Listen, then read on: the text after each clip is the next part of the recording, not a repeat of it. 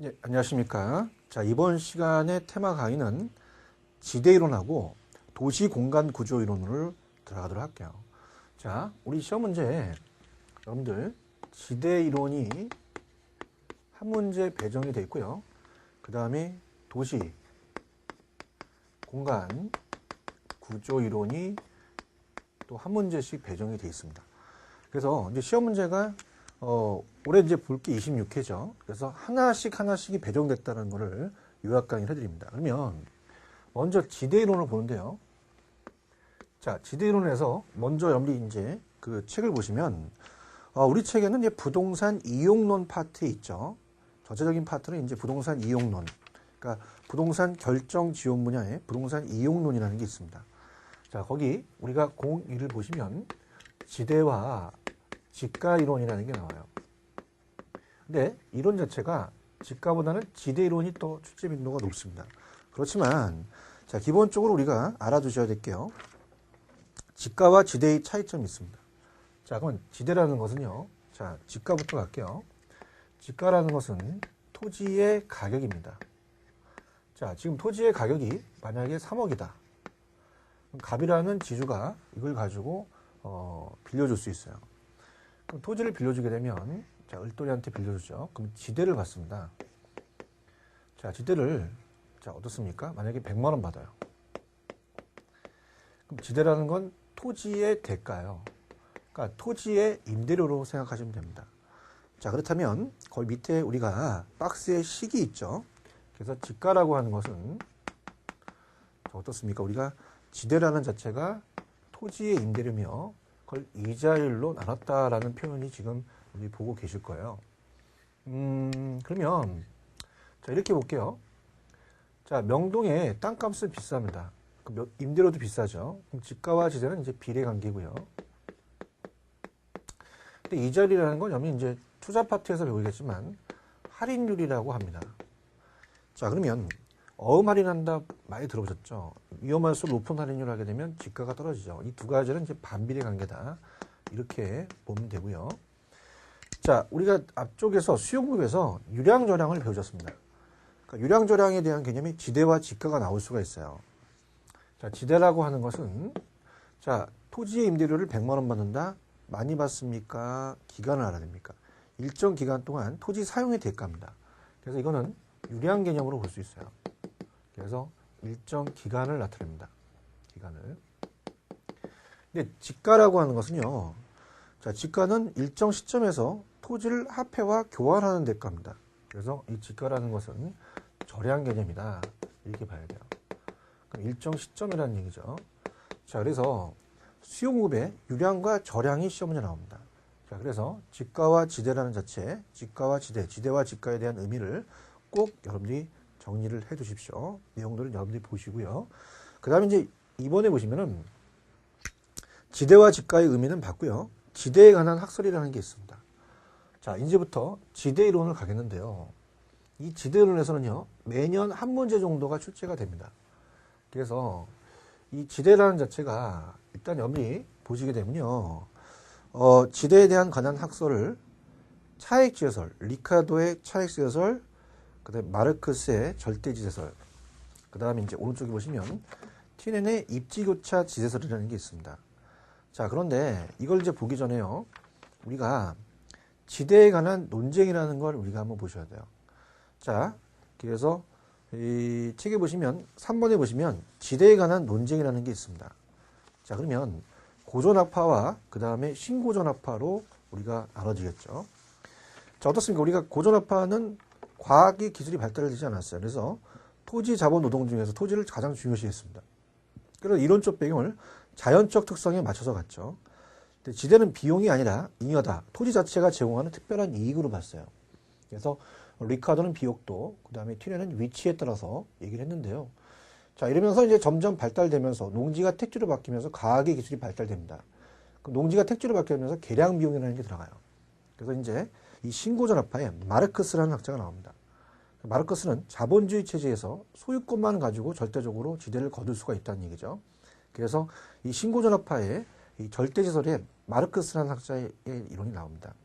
자, 그렇다면은 여러분들이 지금 학자에 대한 견해를 고전화파와 신고전화파로 나누고, 고전화파는 리카도의 차익재설, 그다음에 티넨의 입지교차지설, 그다음에 신고전화파의 마르크스의 절대지설로 나눠줘야 내용들을 정리가 될 수가 있어요.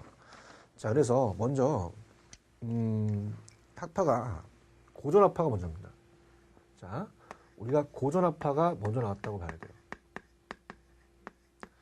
자, 고전화파가 나왔고, 그 다음에 이제 크게 틀을 본다면, 그 다음에 이제 신고전화파죠. 신고전화파다. 그래서, 고전화파는 우리가 그 자연적 특성을 얘기하고요. 자, 신고전화파는 인문적 특성을 얘기합니다. 자, 그래서 우리 토지의 특성이 자연적 특성과 인문적 특성을 염두에 공부를 하셨죠. 그래서 고전화파는 우리가 먼저 리카도라는 애가 있어요. 리카르도도 맞고 리카도도 맞습니다. 차액지설을 얘기합니다. 리카도의 차액지설은 비옥도에 따라 차액이 있다는 얘기죠. 그래서 우리가 비옥도에 따라 다르다. 비옥도의 차이입니다. 자, 그럼 비옥도라는 것은, 자, 여기 이제 설명해 보겠는데요. 지대라는 것은 토지의 임대료예요. 우리 건물에도 임대료가 받게 되면은 총수익에서 총비용을 빼죠. 그래서 매상고에서 생산비를 뺍니다. 자, 그러면 비옥도라고 하는 것이 여러분이 보실 때 만약에 갑이라는 지주가 이제 땅을 빌려줍니다. 가나 다한테. 그 땅이 비옥도에 따라 틀릴 거예요. 비옥도에. 그래서 우리가 상급지라고 하는 것은 우동지라고 하는데요. 가장 비옥도가 높습니다. 그 다음에 중급지가 있고요. 그 다음에 하급지는요. 자, 가장 열등지라고 하죠. 최열등지라는 표현도 씁니다. 최열등지. 그래서 이제 비옥도에 따라서 다르다는 얘기예요. 그러면 비옥도가 우리 생산비가 만약에 생산비가 100원으로 고정이 됐다. 그러면 이제 생산비가 그럼 100원이 똑같이 들어가죠. 근데 어때요? 비옥도에 따라서 매상고라는 것은 매출액이에요. 야, 거기 매상 얼마 들어갔니? 매상 얼마니 오늘? 그 매출액을 얘기를 해서 그 수확액, 그 농산물에 대한 수확액을 얘기를 합니다. 그래서 여기는 500원 벌고요. 300원 벌고 100원밖에 못 벌었대요. 그 차익이 지대라는 얘기죠. 그래서 여기는 400원이고요. 자, 여기는 200원이고 여기는 제로입니다. 그럼 여기는 지대가 제로라는 얘기예요. 그러면 여기는 지대가 발생하지 않는다는 얘기입니다. 자, 이거를 우리가 한계지라고 얘기합니다. 자, 그러면 자, 리카도는요. 차익지 요소로 비옥도를 얘기했기 때문에 자, 이 학자는 어떻습니까? 여기에 우리가 한계지에는 지대가 발생하지 않는다라고 얘기를 하죠. 그래서 가장 중요한 게 이제 리카도는 차익지에서를 얘기를 합니다. 자, 그러면서 이 고전화파는 지대를 우리가 어떻습니까? 가만히 이 땅에 대한 이 자연적 특성이라는 건 뭐냐면 부중성을 앞에서 배우셨어요. 그래서 땅은 우리가 증가시킬 수 없죠. 그렇다 보니까 수확이 체증하다가 수확이 체감하는 수확 체감의 법칙이 적용됩니다. 그럼 당연히 한계지라는 게 존재를 하겠죠. 그러면 자, 땅은 한정된 상태에서 인구입니다. 자, 사람 인자에다 입구자를 써요. 먹는 인구가 늘어나죠. 처먹는 인구가. 그럼 곡물 수요가 늘어난다는 겁니다. 그럼 곡물 수요가 늘어나니까 우리가 곡물 가격이 올라가죠. 누구나도 그 곡물을 재배하려고 이 토지에 대한 이 임대에 대한 수요가 늘어나면서 어떻습니까? 지대가 높아지는 거죠.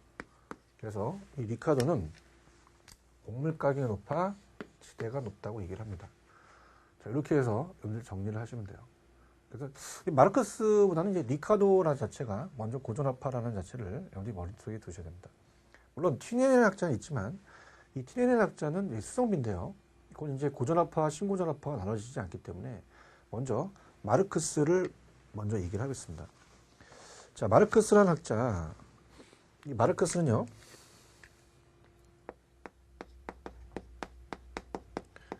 절대 질서를 얘기합니다. 그래서 비옥도로 보는 게 아니라, 자, 이제 이 토지를 지주가 소유하고 있다는 사유재산 제도를 기초로 하다 보니까 자본주의 체제에서는 지주가 소유권만 가지고 지대를 강제적으로 요구할 수 있어요. 그래서 우리가 그 소유권으로 가진 사람이 지대를 요구합니다. 그래서 소유권을 가진 사람이 요구할 수 있다. 그러니까 소유권이라는 자체를 이제 보시고 따지는 거죠. 요구할 수 있다는 거. 그럼 어떻게 해야 돼요? 여기는 생각해 보세요. 절대지설이 아니라 마르크스는 이제 절대설이니까 무조건 지대를 내라는 얘기죠. 너도 400원 내, 너도 200원 내, 너도 200원 내 이렇게 절대지설로 갈 수 있어요. 그러면 마르크스는 한계지에도 지대가 발생한다고 얘기를 합니다. 그러면서 이 고전화파는요, 일단 책에 제가 고전화파와 신고전화파를 박스를 정리할 거지만 이 고전화파는 지대라는 것은요, 땅은 한정돼 있기 때문에 가만히 앉아 있더라도 토지의 대가를 노력하지 않고 이 노동과 자본에 대해서 먼저 생산비를 먼저 제하고 나서 남은 지대는 잉여다. 그래서 고전화파는 지대를 잉여나 불로소득으로 받습니다. 그러니까 자연적 특성은 어떻습니까? 거의 뭐 산업기술이 발달하기 전에는 농지를 개량한다는 얘기를 생각 못했죠. 근데 인문적 특성에 용도의 다양성이라는 게 있습니다. 자, 그러면 사람들은 농지를 택지로 개량하기 시작하는 거죠. 그러면 개량 비용이 들어갑니다. 그럼 여러분들이 만약에 건설회사라면요, 땅값이 비싸다? 그럼 당연히 주택가격을 올릴 거예요. 그러면 지대가 높아진다는 얘기죠. 그럼 지대가 높아지니까 당연히 이 분양가를 올린다는 얘기입니다. 지대가 높아서 생산물 가격, 곡물 가격이 높아진다는 얘기죠. 자, 아까 니카도는 어때요? 곡물 가격이 지대를 상승을 얘기했죠. 근데 얘는 지대가 곡물 가격 상승을 얘기한다. 이렇게 정리를 내리시면 될 것 같아요. 자, 이 정도 본다면, 그러면 지대라는 것은 신고전화파는 어떻게 그게 잉여냐? 자, 하나씩 우리가 농지가 택지로 개량하게 되면 이 개량 비용이 들어간다. 그럼 지대에 대한 그 토지에 대한 대가의 지대는 하나하나의 생산 요소의 대가지, 그것이 비용이지 어떻게 잉여가 되냐? 그래서 생산 요소의 대가로 생산 비용이다. 그래서 비용으로 생각을 했어요. 이게 이제 한번 최근에 나온 적이 있었습니다. 그래서 여러분들이 그걸 이제 정리를 좀 하셔야 돼요. 그래서 그 박스를 보시면은 그 잉여로서에 대한 지대, 고전화파와 생산 요소로서에 대한 지대가 있잖아요. 그러니까 잉여를 본다는 자체는 하나의 우리가 이 불로소득으로 봅니다. 근데 생산 요소로 본다는 것은 하나의 비용으로 보는데, 그래서 잉여로서에 대한 지대 고전화파는 자, 생산 요소를 토지, 노동, 자본으로 구분했어요. 토지를 자연적 특성을 강조해서 먼저 노동과 자본에 먼저 수익이 배분되면 토지가 남는 거죠. 그래서 지대는 생산 요소에 대한 대가를 지불하는 남은 잉여다. 불로소득으로 봤고요. 근데 신고전화파는 어때요? 그렇지 않다. 생산 요소를 토지, 자본으로 구분하고 토지의 인문적 특성을 강조한다면, 자, 이 토지도 하나의 공헌된 거니까 지대는 생산물에 대한 영향을 주는 하나의 요소 비용이다. 이렇게 봤죠. 자, 그래서 정리하면 고전화파는 지대를 잉여로 보고요. 신고전화파는 지대를 비용으로 봤다는 게 가장 핵심적인 거죠. 그래서 그 내용들은 여러분이 박스로 정리를 하세요. 밑에 있는 내용은 여러분 한번 읽어보시고요. 그래서 이제 이 토지로서에 대한 지대를 보는 학자들은 고전화파는 토지와 자본을 구분합니다. 구분해서 하나의 우리가 토지 자체가 하나의 그 자본이 구분되면서 토지에 대한 대가의 지대가 하나의 잉여이니까 당연히 구분되고요. 근데 어때요? 이 생산 비용이라고 보는 이 지대를 요소 비용으로 보는 학자들은 신고전압하는 지대와 자본을, 토지와 자본을 구분하지 않았죠. 그런 내용이 있을 거예요. 그래서 그렇게 염리 체크를 하시면 될 것 같고요. 그렇다면은 이제 내용들을 한번 볼게요. 자, 좌측에 이제 지대에 관한 학설 이제 하나씩 살펴봅니다. 리카르도입니다. 자, 리카르도는 차익재산을 얘기하죠. 그래서 비옥도의 차이입니다. 비옥도에 또 남십시오. 그럼 비옥도의 차이가 지대를 결정한다. 그럼 리카르도는 비옥한 토지 공급은 제한되어 있기 때문에 아까 수학 체감의 법칙이라는 게 있었죠. 적용되는 토지의 한계지, 열등지, 한계지에도 지대는 발생하지 않는다 그랬어요. 그래서 우리가 어떻습니까? 니은의 생산성이 낮아서 생산비와 공급 가격이 일치하는 한계지에는 지대가 발생하지 않는다. 결국 아까 제가 곡물 가격이 지대를 상승시킨다 했죠. 자, 그래서 우리가 이 리카르도는 이렇게 봅니다. 제가 예전에 강의가 편법, 야매가 있었다 했죠. 그래서 비옥도라는 게 단어가 나오면 비옥도 나오는 애는 하나밖에 없어요. 리카르도. 그래서 비옥도 하면 리카르도로 찍으셔야 됩니다. 그 다음에 리카르도는 곡물 가격이 지대를 영향해줘요. 근데 우리가 마르크스는 지대가 곡물 가격을 영향해주죠. 그러면 비옥도 나오면 제가 리카르도 찍을 수 있어요. 서른도 찍으시면 안 되죠. 그러면 꼭 찍어야 되니까 따라해보세요. 니 꼭 찍. 그래서 니 꼭 찍어라. 그래서 곡물 가격이 지대를 영향했습니다. 이렇게 해서 암기해 두시면 됩니다. 그래서 곡물 가격 지대, 한계지의 지대가 발생한 현실 및 위치 문제를 경시했죠. 그래서 위치를 이제 나중에 티네니라는 학자가 나옵니다. 자, 마르크스는 어때요? 마르크스는 자본주의 경제체제에서 어때요? 초과수요, 희소성을 독점적으로 이제 사유권 때문에 지대가 발생하는 소유권을 강조했죠. 그래서 자본주의 사회는 토지 사유화로 인해서 타인의 토지에 이용할 경우에 그 사용료는 어때요? 생산력과는 전혀 상관없이 강제적으로 지불하는 마르크스의 절대설입니다. 기존에 아무리 열등지라고 해도 경제적 대가 없이는 타인의 이용을 불허한다는 의미죠. 토지 소유는 자본 투자에 대한 절대적인 제한이 된다. 따라서 절대지도론에서는 한계지에서도 토지 소유자가 요구한다면 지대가 발생한다는 거죠. 그래서 얘는 마르크스는 지대가 곡물가격 상승. 그래서 요구라는 소유권을 요구한다는 게 나오면 마르크스 찍습니다. 그래서 소유권이라는 단어가 나온 적이 있었어요. 그럼 옛날에 여러분들 학교 다닐 때 왜 그 영화 배우 중에서 소피 마르소가 있죠. 소피 마르소 이렇게 외우시면 됩니다. 자, 그래서 가장 이제 튀넨이라는 학자는 입지랑 연결되는데요. 자, 이 두 학자에 대한 용어가 굉장히 중요합니다. 그래서 우리가 비옥도, 리카르도 찍으라 그랬죠. 리카르도는 차익 지수로서 비옥도의 차이입니다. 그 자연적 특성, 부중성의 수학 체감의 법칙이 적용되면서 리 꼭 찍어라. 리카르도는 곡물 가격이 지대를 그래서 하나의 잉여를 받고요. 토지와 자본을 구분했습니다. 잉여니까. 근데 이 마르크스 신고전압하는 농지가 택지로 바뀌면서 계량 비용이 들어갑니다. 그러면 이 지대라는 것은 이 잉여가 아니라 하나하나의 생산 비용이다. 생산조사의 대가를 받죠. 그래서 이 신고전압하는 이 지대를 비용으로 받다는 거.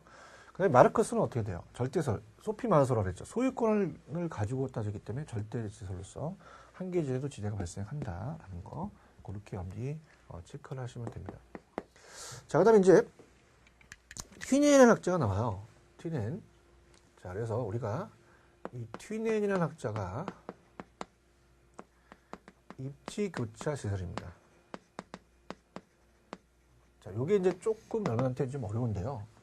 자, 좀 전에 우리가 이 리카르도는 비옥도에 따라 틀리다 그랬어요. 그 비옥도의 차이에 따라서 우리가 달라진다고 얘기를 합니다. 근데 미리 말씀을 드리는데 이 튀넨이라는 학자는 비옥도라는 자체보다는 우리가 여기에 위치의 개념을 강조합니다. 자, 위치가 수성비예요. 수성비에 따라 입지교차 제도로 나타난다는 거죠. 자, 그럼 얘도 이제 고전압파에 들어가는데요. 여기다가 수성비를 강조합니다. 자, 그래서 우리가 이 튀넨 학자가 고립국이라는 논문을 쓰면서 농사를 져요. 그래서 안쪽은 집약적 농이고 바깥은 조방적 농입니다.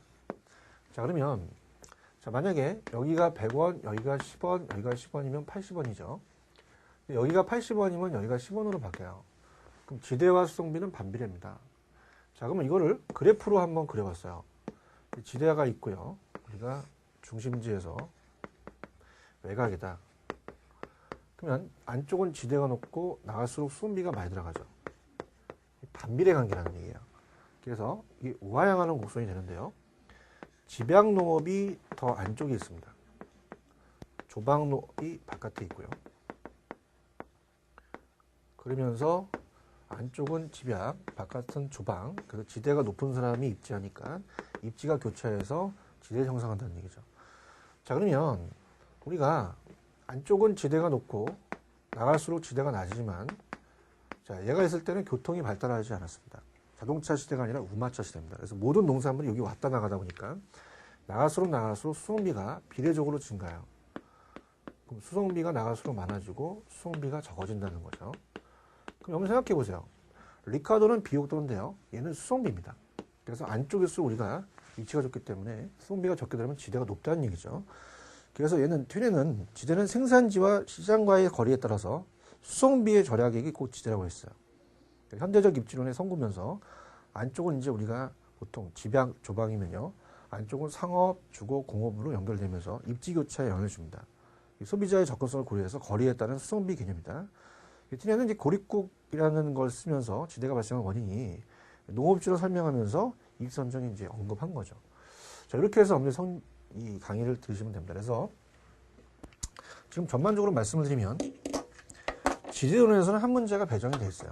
그래서 자, 지우면서 말씀을 드릴게요. 자, 비옥도 그러면 도 들어가는 누구밖에 없어요. 리카도죠.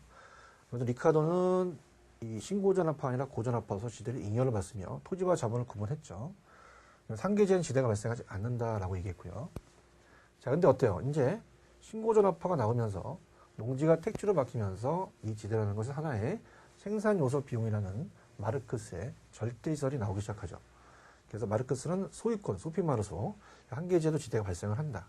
그래서 지대가 곡물가격에 영향을 준다는 걸 꼭 기억을 하시기 바랍니다. 자, 여기서 한 문제 정도가 배정이 됐다라고 생각하시면서 보시면 돼요. 그 다음에 이제, 우리가 이제 또 정리를 또 해서 이 지대 이론이 중요하고 또 도시 공간이 중요합니다. 이걸 나중에 이제 정리를 해드릴 텐데요. 이제 교재로 가시면 우리가 도시 공간 구조론이라는 게 있어요.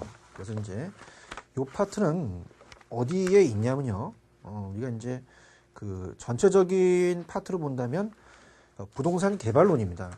개발론에 쭉 내용을 보시면 가시다가 개발에 대한 그 4번의 기타 관련 기타에 있는데 거기에 2번의 도시개발과 3번의 도시성장 이론이라는 게 있어요.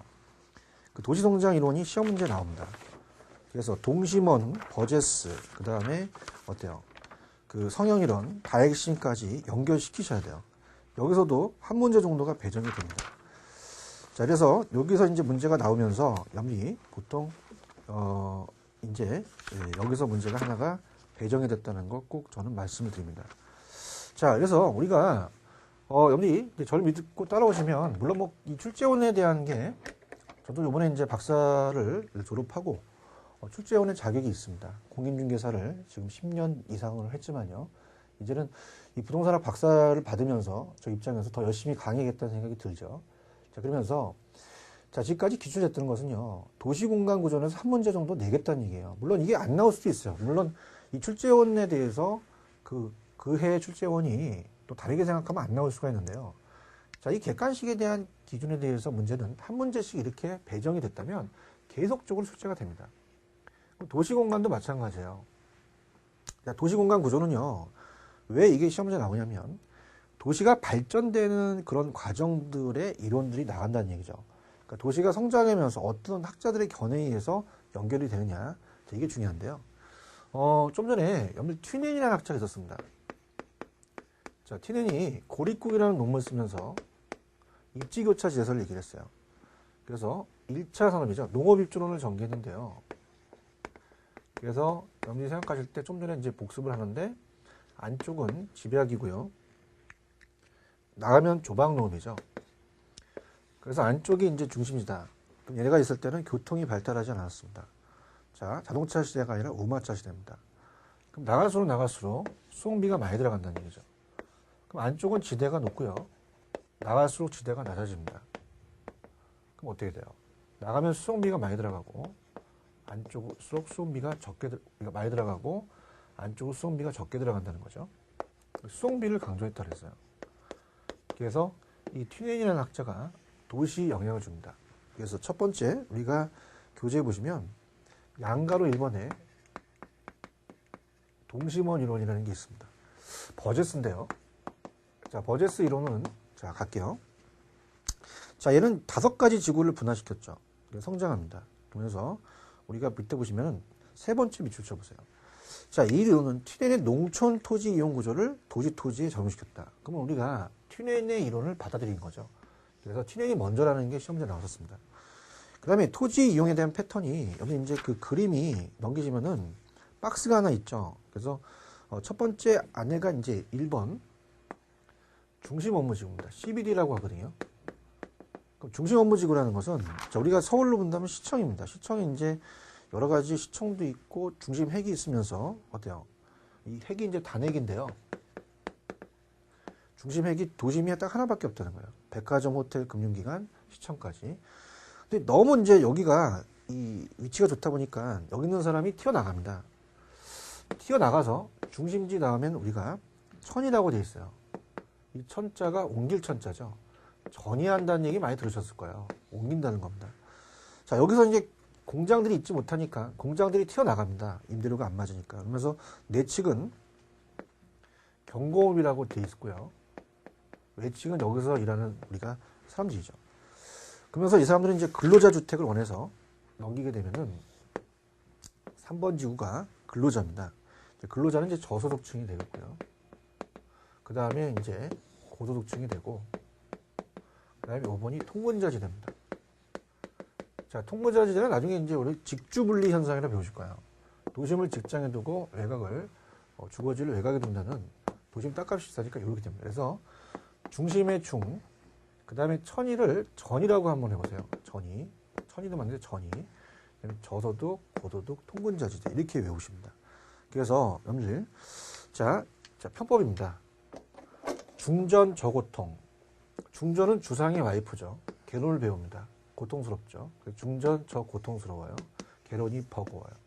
근데 얘는 튜넨의 이론을 따왔기 때문에 각 방향으로 수송비가 똑같다는 얘기예요. 그래서 거기 문제점 보시면 토지 이용 패턴을 너무 처음으로 했으니까 지나치게 단순하고요. 니은에 보시면 교통의 발달이 동심원명을 변경시키는 것을 간과했어요. 그래서 이 수송비가 중심지 각 방향으로 같을 수가 없습니다. 그래서 얘는 가장 중요한 게 교통의 발달을 고려하지 못했습니다. 자, 그래서 나온 게 선형이에요. 두 번째 나온 선형이론은요, 이 선자가 부채선자입니다. 부채꼴이라는 거죠. 교통망인데요. 교통망에 따라서 축에 따라서 바뀐다는 얘기입니다. 그래서 이건 호이트가 얘기를 했는데, 자, 들어갑니다. 그럼 교통의 발달을 얘기를 한 거예요. 그러면서 이제 거기 오른쪽에 보시면 이제 1번이 무조건 1번은 중심 업무지구입니다. 물론 얘네들은 다 하나의 단핵이죠. 그러면서 2번이 경공업지대고 옆에 3번이 저급이고 4번이 중급이고 5번이 고급입니다. 자, 5번의 고급을 너무 강조했어요. 고급이라는 자체가, 자, 이 고급이라는 고소득 자체는 이 교통축에 가까이 있습니다. 그러니까 교통이 편리하면서 우리가 접근성이 좋으면 고용기회가 많아지죠. 근데 저소득층들은 좀 멀리 있죠. 여기는 30분 안에 들어오는데 여기는 한 4시간 걸릴 3시간 걸릴 수도 있죠. 그래서 우리가 고소득과 저소득이 나눠지는 겁니다. 그래서 우리가 의에 보시면 토지 이용은 도심에서 시작되어 점차 교통망 동남이, 그 다음에 원형을 변형해서 부채꼴 모양 축이라는 게 나와 있죠. 축이론, 부분이론. 그래서 내용은 이제 고급주택 굉장히 강조했죠. 이거 밑줄 쳐보세요. 교통망 축에 가까이 입지합니다. 중급은 고급 옆에 있고 저급은 반대에 있으며 어때요? 이 고소득층을 강조해서 이 주요 간선도로가 이 소득계층에 따라서 주택지가 형성된다는 부채꼴이다. 이렇게 보시고요. 자, 문제점을 보시면 단순히 과거의 경향을 말하는 것일 뿐 우리가 이 자체에 이제 너무 고소득을 너무 지나치게 또 강조했다는 거 그렇게 보시면 되고요. 특히 이제 지금 요거는 단핵이에요. 소도시고 오래된 구도시죠. 그래서 나온 게 다핵심입니다. 자, 다핵심이라는 것은 핵이 도심만 있는 게 아니라 구도심도 있다는 거죠. 자, 이제 도심만 있는 게 아니라 신도시 생기죠. 그래서 해리스와 올만이 얘기합니다. 그래서 같은 업체끼리 모이고 다른 업체끼리 흩어진다는 건데요. 자, 도시가 성장하면서 핵의 수가 증가되면서 복수입니다. 맥켄지가 처음 중에 해리스가 얼마나 얘기했다는 거. 만약에 여기 나온다면요. 내용이 나옵니다. 도심의 지대를 지불할 능력이 없으면 분리되는데요. 기억하고 니은문에다 몇 표 쳐놓으세요. 자, 만약에 나온다면 동종 업종은 같은 업종은 모여야 돼요. 분산이 아니라 집적입니다. 근데 이종활동, 자, 오타났네요. 이동이 아니라 이종입니다. 이종. 다른 업종입니다. 다른 업종끼리 흩어져야 됩니다. 그래서 이해 상반으로 상호 분리됩니다. 분산이라고 돼야 돼요. 그래서 우리가 출제가 됐었던 기출문제가 나중에 기출문제를 보시면 자, 입지적, 비양립적이다. 이렇게 나온 적도 있었어요. 자, 그래서 갑니다. 자, 틴의 인원을 버제스가 받아들였습니다. 그래서 버제스는 중전 저고통스러워요. 교통의 발달을 고려하지 못했죠. 근데 선영은 이 교통망 축 부채꼴 나오면 무조건 고도층 가까이 있으니까 이 고도층을 중심으로 교통이 발달됐다. 근데 얘네들은 소도시, 구도시입니다. 근데 가핵심이라는 것은 대도시죠. 근데 구도시가 아니라 신도시가 됩니다. 핵이 하나 있는 게 아니라 여러 개 있어서 동종은 집적이고 이종은 분산이다. 입지적, 비양립적. 자, 그 다음에 이렇게 나눠볼게요. 자, 얘네들은 딱 한 명씩만 얘기했기 때문에 단핵입니다. 근데 얘는 두 명이 얘기했으니까 다핵이다. 이렇게 정리해 두시기 바랍니다. 자, 여기까지 정리를 하겠습니다. 수고하셨습니다.